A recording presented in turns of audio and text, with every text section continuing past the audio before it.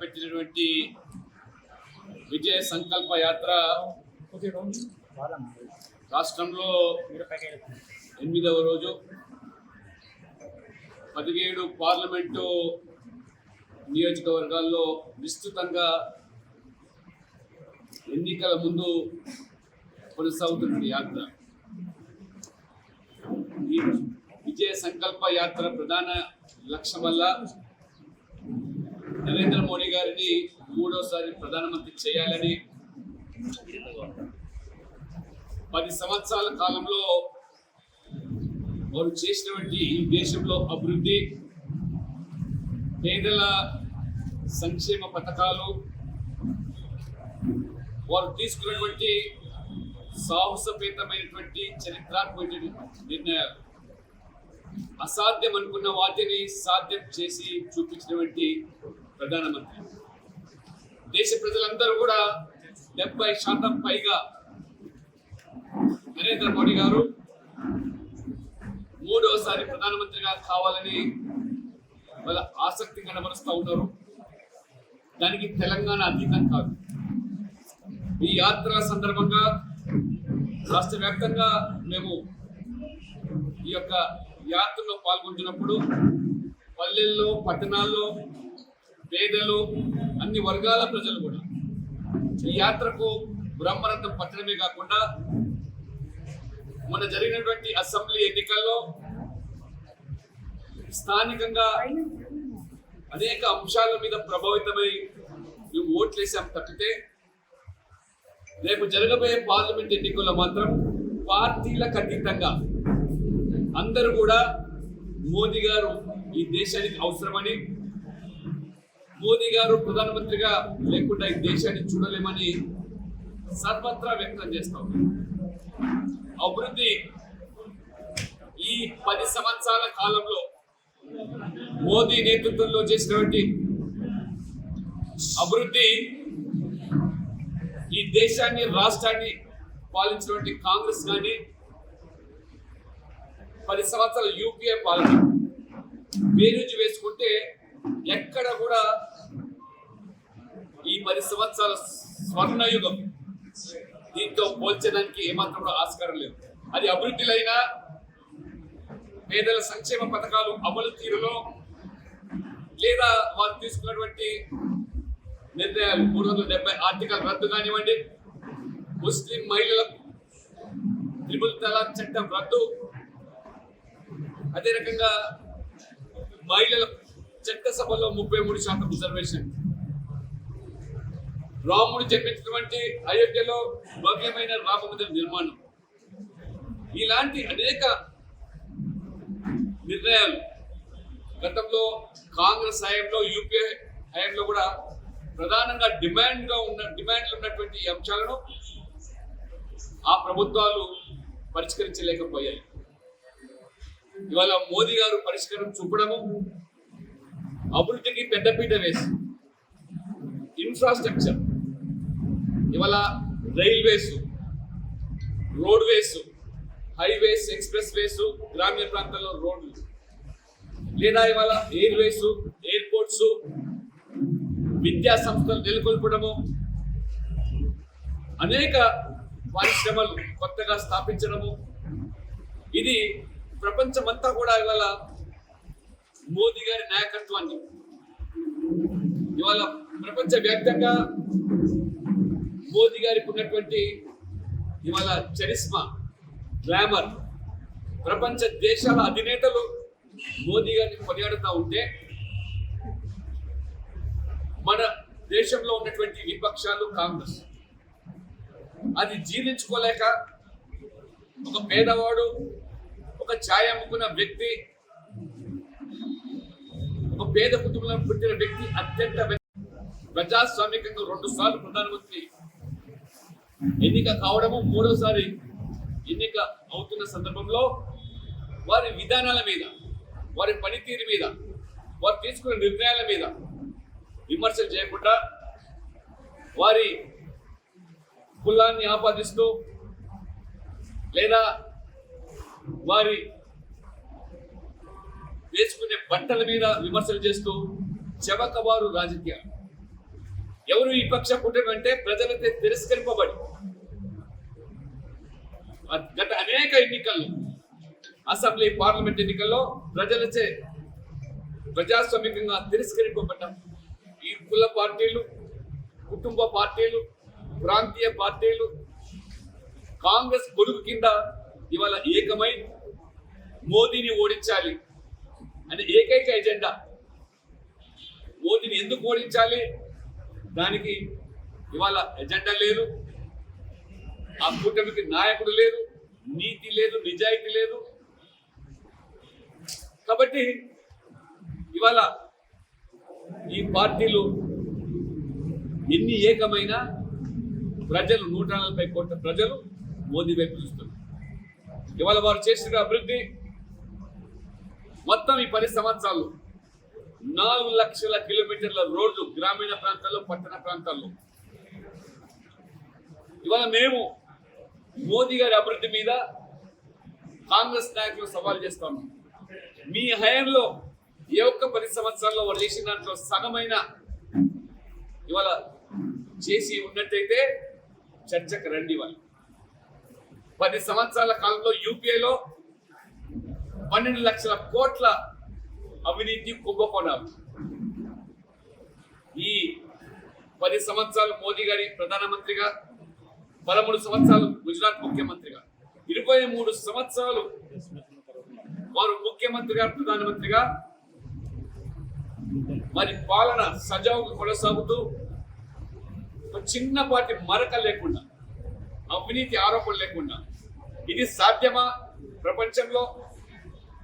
అది సాధ్యమని నిరూపించినటువంటి మహానుభావుడు నరేంద్ర మోదీ గారు. మోదీ గారి ప్రభుత్వం మీద, మంత్రుల మీద కూడా చిన్నపాటి ఆరోపణలు లేవు. కానీ మీ హయాంలో రోజువారీగా ఆకాశం నుంచి మొదలుకుంటే పాతాళం వరకు దేన్ని మొదలలేదు. ఆకాశంలో కుంభకోణాలు, 2G స్పెక్ట్రమ్, 3G స్పెక్ట్రమ్, భూమిలో బొగ్గు కుంభకోణం, సముద్రంలో, పాతాళంలో, గాలిలో, దీన్ని పంచభూతాలను వదలకుండా దోపిడీ చేసిన ప్రపంచంలో ఉన్నటువంటి భారతీయులు సిగ్గుతో తలవంచుకునే వాళ్ళు, భారతీయులుగా చెప్పుకునేదానికి. ఆ రకమైనటువంటి అవినీతి కుంభకోణాలకు పాల్పడితే ఈరోజు మోదీ గారు ఈ యొక్క 10 సంవత్సరాల్లో ఒకవైపు రోడ్స్, తెలంగాణకే 1,04,000 కోట్లతో హైవేస్ ఇవ్వాలి. జాతీయ రహదారులు 2014 పూర్వము మచ్చుకు కూడా తెలంగాణలో కనీసం భూతత్వం వెతికినా జాతీయ రహదారులు ఎక్కడ కూడా ఖర్చుకు మేరలేదు. ఇవాళ జాతీయ స్థాయిలో Telangana stands number 2, national average దాటి ఇవాళ ఈరోజు నేషనల్ హైవేస్ 1,04,000 కోట్లు. నేను వస్తా ఉన్నప్పుడు చూస్తా ఉన్న రోడ్లు 10 సంవత్సరాల పూర్వం ఈ యొక్క పాలమూరు జిల్లాలో ఉన్న రోడ్ల దుస్థితి ఏమిటో తెలుసు. కాబట్టి రైల్వేస్ దేశవ్యాప్తంగా నిన్న ప్రధానమంత్రి 41,000 కోట్లతో 554 స్టేషన్స్, సబ్వేస్, అండర్ పాసులు 41,000 కోట్లతో. తెలంగాణలో రెండో విడతగా 15 రైల్వే స్టేషన్ ఆధునీకరణ 231 కోట్ల రూపాయలు. అంతకుముందు వారం రోజులు 31 స్టేషన్ తెలంగాణలో. రైల్వే బడ్జెట్ తెలంగాణ 2024-25లో 5,071 కోట్ల రూపాయలు. మొదటిసారిగా ఉమ్మడి ఆంధ్రప్రదేశ్లో రైల్వే బడ్జెట్ అత్యధికంగా యూపీ హయాంలో 880 కోట్లు ఉమ్మడి ఆంధ్రప్రదేశ్. ఇవాళ రాష్ట్రం విడిపోయిన తర్వాత తెలంగాణ రాష్ట్రానికి రైల్వే బడ్జెట్ 571 కోట్ల రూపాయలు. పెద్ద ఎత్తున ఇక్కడ బీజేపీని తెలంగాణలో గెలిపించకపోయినప్పటికీ మోదీ గారు టీం ఇండియాగా రాజకీయాలు ఎన్నికల వరకే, ఎన్నికల తర్వాత అంతా సమానమే. అది ఈశాన్య రాష్ట్రాలైనా దక్షిణ రాష్ట్రాలైనా. ఈశాన్య రాష్ట్రంలో అక్కడ ప్రజలు మేము భారతీయులనే భావన అభివృద్ధి మచ్చుకగా ఈ స్టేట్స్ లో BJP Christian dominated states population అక్కడ. అటువంటి రాష్ట్రాల్లో 2 సార్లు ఇవాళ బీజేపీ గెలవడము, 8 రాష్ట్రాల్లో 6 రాష్ట్రాల్లో బీజేపీ అధికారంలో ఉన్నది. ఇది సీ చేంజ్, ఇది గేమ్ చేంజర్ అభివృద్ధి. ఇంకా ఎయిర్పోర్ట్స్ విషయం చెప్పాను. కాబట్టి అభివృద్ధి విషయంలో యూపీఏ హయాంలో ఎవరికి వాళ్ళు దోపిడీ, లక్షల కోట్లు ఏ రకంగా స్వాహా చేశారు. పేదల సంక్షేమ పథకాలకు వచ్చేటప్పటికి జీరో టాలరెన్స్ అండ్ కరప్షన్. ఈ 10 సంవత్సరాల్లో 31 లక్షల కోట్ల రూపాయలు, 31 లక్షల కోట్ల రూపాయలు నేరుగా కేంద్ర ప్రభుత్వం పేదలకు ఇచ్చే పథకంలో, అది కిసాన్ సమ్మాన్ నిధి కానీ, పెన్షన్లు కానీ నేరుగా బ్యాంకు పేదల ఖాతాలకు చేరుతా ఉంటే, రాజీవ్ గాంధీ ప్రధానమంత్రి ఉన్నప్పుడు స్వయంగా వారు చెప్పారు, मैं दिल्ली से अगर 100 रुपए भी जाएगा गरीब के हित के लिए, 85 रुपए दलाली खाता था, 15 रुपए गरीब के जेब में पहुंचता था. ఇది రాజీవ్ గాంధీ కాంగ్రెస్ పాలన. ఏ రకమైనటువంటి దోపిడీ, దళారు లంచం చేయి తడితే గానీ ఆ రోజు కనీసం డెత్ సర్టిఫికేట్, బర్త్ సర్టిఫికేట్ వచ్చే పాపన. ఇవాళ జీరో టాలరెన్స్, 31 లక్షల కోట్లు. మోదీ గారు ప్రధానమంత్రి అయిన తర్వాత ఈ బ్యాంకులు పేదలకు అందుబాటులో తీసుకురావాలని చెప్పితే 50 కోట్ల మందికి కొత్తగా ఖాతాలు తెరిస్తే, తెలంగాణలో జన్ధన్ కింద 1 కోటి మందికి బ్యాంక్ ఖాతాలు. ఇవాళ 1 కోటి మందికి ఎక్కడ ఏ కార్యాలయంలో దళారీ లేకుండా పెన్షన్లు కానీ ఏదైనా ఇవాళ వారికి ఖాతాలు వస్తుందంటే అది మోదీ గారి పుణ్యమని. ఇవాళ ఏ పేదవాడు ఆకలితో ఉండకూడదని కరోనా కష్టకాలం నుంచి ప్రధానమంత్రి గరీబ్ కళ్యాణ్ అన్న యోజన ప్రవేశపెడితే 80 కోట్ల మందికి, ప్రతి కుటుంబంలో ప్రతి వ్యక్తికి 50 కిలోలతో సహా ఇవాళ ఉచితంగా బియ్యం పంపింది. 4 కోట్ల మంది పేదలకు, నిల్వ నీడలేని పేదలకు పక్కా ఇల్లు కట్టించిన చరిత్ర. నేను ఉత్తరప్రదేశ్ రాజ్యసభ సభ్యుని. ఉత్తరప్రదేశ్ లో 6 సంవత్సరాల యోగి ఆదిత్యనాథ్ బాబా 55 లక్షల మందికి పక్కా ఇల్లు కట్టించారు. ప్రతి ఇంటికి మరుగుదొడ్లు, నల్సే జల్, కరెంటు. ఈ రకంగా తెలంగాణ చేసుకున్న పాపం ఏంటంటే, ఇవాళ రాష్ట్రంలో బీజేపీ అధికారులు లేకపోవడం వల్ల 2 లక్షల మంది కూడా ఇల్లు కట్టించలేని పాపం. డబుల్ బెడ్రూమ్ పేరు మీద మోసం చేసింది. అదే రకంగా మోదీ గారు ఈ పేద మహిళలు ఈ యొక్క సాంప్రదాయ పద్ధతిలో వంటింట్లో పడుతున్న బాధలు చూసి తన తల్లి పడ్డ బాధ ఏ తల్లి చల్లి ఈ దేశంలో ఉండకూడదని ఉజ్వల గ్యాస్ కింద 12 కోట్ల మంది ఇవాళ ఉజ్వల గ్యాస్ పంపిణీ చేస్తే, తెలంగాణలోనే ఉజ్వల గ్యాస్ కింద మరి ఈరోజు 12 లక్షల మందికి ఫ్రీగా ఇవాళ గ్యాస్ పంపిణీ. స్వచ్ఛ భారత్ కింద మరుగుదొడ్లు, మహిళలు 70 సంవత్సరాల స్వాతంత్ర దేశంలో మహిళలకు మరుగుదొడ్లు లేకుండా చెంబు పట్టుకొని పోయే సంస్కృతికి స్వస్తి వెల్కాలని స్వచ్ఛ భారత్ పిలుపునిస్తే 12 కోట్లు దేశవ్యాప్తంగా మరుగుదొడ్లు, అవి మహిళల ఆత్మ గౌరవ నిలయాలుగా మహిళలు ఇవాళ దాన్ని కొనియాడుతూ ఉన్నారు. మన తెలంగాణలో 30 లక్షల మంది మరుగుదొడ్లు. అదే రకంగా ఈరోజు ముద్ర కింద ప్రధానమంత్రి స్వతహాగా పూచిగా ఉండి ఏ దిక్కు లేని వారికి నేను దిక్కని బ్యాంకులకు ఎవరు పూచిన అవసరం నేనే పూచి అని చెప్పి ఇవాళ మరి తెలంగాణలో 5 లక్షల మంది స్వానిధి కింద. ఈ రకంగా అభివృద్ధి, ప్రతి 2 రోజులకు ఒక నూతన కాలేజు, వారానికి ఒక యూనివర్సిటీ, ఈ రకంగా వైద్య కళాశాలలు, AIIMS Telangana, AIIMS Telangana tribal university, ఆదివాసీల దేవతల పేరు మీద, సమ్మక్క సారక్క పేరు మీద, రైతులకు వ్యవసాయాన్ని ఎరువులను అందుబాటులో తీసుకోవడం, రామగుండం ఎరువుల కర్మాగారాన్ని 6,300 కోట్లతో కాంగ్రెస్ హయాంలో మూతపడితే ఇవాళ మోదీ గారు దాన్ని తెప్పించి తెలంగాణకే కాదు మొత్తం దక్షిణాదికి ఇవాళ ఎరువులు సరఫరా. కిసాన్ సమ్మాన్ నిధి కింద 6,000 రూపాయలు మాత్రమే కాదు, ప్రతి ఎకరా మీద మీరు రైతు బంధు 10,000 అంటున్నారు, 15,000 అంటున్నారు. మోదీ గారు వ్యవసాయం చేసే కౌలు రైతైనా, అసలు రైతైనా, భూమి ఉండ రైతైనా, భూమి లేని రైతైనా వ్యవసాయం చేసే ప్రతి రైతుకు 40,000 రూపాయలు డిఏపి పేరు మీద, యూరియా పేరు మీద సబ్సిడీ ఇచ్చి ఆ రకంగా రైతులను ఆదుకుంటున్నారు.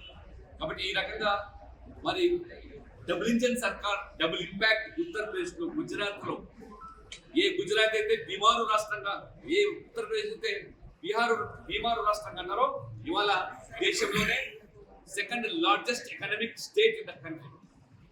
ఎఫ్డిఐలు బ్రహ్మాండమైనటువంటి ఇవాళ పరిశ్రమలు ఇవాళ ఉత్తరప్రదేశ్. తెలంగాణ పాలమూరు జిల్లా వెనుకబడడానికి ఇవాళ బీజేపీ లేకపోవడం అనే విషయాన్ని ప్రజలు ఇవాళ గమనిస్తున్నారు.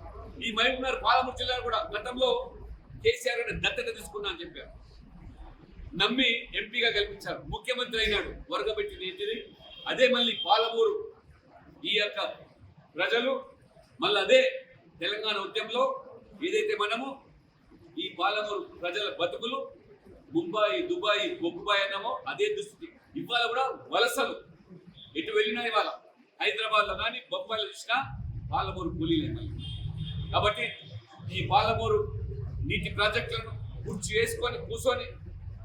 పూర్తి చేస్తానని కేసీఆర్ ఇవాళ రాజకీయంగా సమర్థ అయిపోయారు. ప్రజల ఆగ్రహానికి ఇవాళ వారు గురైపోయారు. మరి అంతకుముందు కాంగ్రెస్ ఈ రాష్ట్రాన్ని 10 సంవత్సరాలు పాలించింది. వాళ్ళ కొత్తగా ముఖ్యమంత్రి మరి ఈ జిల్లాకు సంబంధించిన వ్యక్తి ఒరగబెట్టింది ఏంటంటే ఏమీ లేదు. కాబట్టి పాలమూరు జిల్లా మళ్ళీ ఇవాళ వ్యవసాయానికి నీళ్ళు లేకుండా, తాగడానికి నీళ్ళు లేకుండా మళ్ళీ ఇవాళ వలసల జిల్లాగానే మారిపోతా ఉన్నది పాలమూరు. కాబట్టి ఇవాళ 6 గ్యారంటీల పేరు మీద తెలంగాణ ప్రజలు రెండోసారి కాంగ్రెస్ మోసం చేస్తూ ఉన్నారు. మీరు 10 సంవత్సరాల్లో ఈ దేశంలో, రాష్ట్రంలో పాలమూరు జిల్లాకి చేసింది ఏమిటి, తెలంగాణ జిల్లాకి చేసింది ఏదో చెప్పాల్సిందిగా ఈ విజయ సంకల్ప యాత్ర ద్వారా ఈ పార్టీలు ప్రచురిస్తాం. దమ్ముంటే రండి, సవాల్ స్వీకరించండి, అంకెలతో సహా మేము నిరూపిస్తాం. కానీ వాటిని వదిలేసి వ్యక్తిగతమైన విమర్శలు, రాజకీయంగా ఎదురు దాడులు ఇవాళ నడుతున్నానే. వాళ్ళ ముఖ్యమంత్రి రేవంత్ రెడ్డి గారు, నువ్వు ఎన్నికల ముందు ఈ రాష్ట్రం నష్టాల ఊబిలోకి నెట్టిపోయింది, ఎన్ని లక్షల కోట్లు అప్పు చేసింది, సకాలంలో జీతాలు వెళ్ళే దుస్థితి ఉంది అని చెప్పిన నీవు ఈ దోచుకునే డబ్బును, ఆ దాచుకున్నంత కూడా కక్కించి ప్రజలకు పంచుతా అన్నావు. ఇవాళ ఎందుకు నీ నోరు ముగ్గపోతున్నారు? కాళేశ్వరం ప్రాజెక్టు, మేడిగడ్డ, ధరణి, ఏవైతే ఇవాళ అసైన్ భూములు, నేను మొన్న ఈ యొక్క ఆదిలాబాద్ జిల్లాలో నిర్మల తిరుగుతున్నప్పుడు సీతారాంపూర్ 1100 ఎకరాలు చేవెళ్లలో ఆ దేవాలయానికి సంబంధించిన భూములు అప్పనంగా అప్పచెప్పించారు. ఎందుకు ఇవాళ రేవంత్ రెడ్డి గారు వాటి గురించి మాట్లాడారు? ఏ బడుగు బలైన దళితుల యొక్క భూములు, అసైన్ ల్యాండ్స్, పాలమూరు సహా అన్ని అప్పనంగా వ్యాపారులకు, పరిశ్రమవేత్తలకు మీరు అప్పగించి ఏ రకంగా వాళ్ళ నోట్ల మట్టి కట్టారో ఇవాళ ఆ ఊసు ఎందుకు ఎత్తడం లేదు ఇవాళ రేవంత్ రెడ్డి గారు. ఇవాళ సిబిఐ ఎంక్వైరీ గురించి మాట్లాడి నువ్వు ఎన్నికల ముందు ఇవాళ ఎందుకు ఇవాళ మరి మాట మార్చినావు? 6 గ్యారెంటీలు, 5 గ్యారెంటీలు కర్ణాటక అమలు కాలేదు. హిమాచల్లో రోడ్ల మీదకి వస్తున్న ప్రజలు, మీరు అప్పుల పాలైన రాష్ట్రంలో జీతాల వెళ్ళే దుస్థితి నుంచి మీరు అదనంగా మీ గ్యారెంటీల పేరు 1,50,000 కోట్లు, మళ్ళీ మీరు ఇచ్చిన హామీలు కలిపితే 3 లక్షల కోట్లు. ఆదాయం ఎక్కడ, వనరులు ఎక్కడ?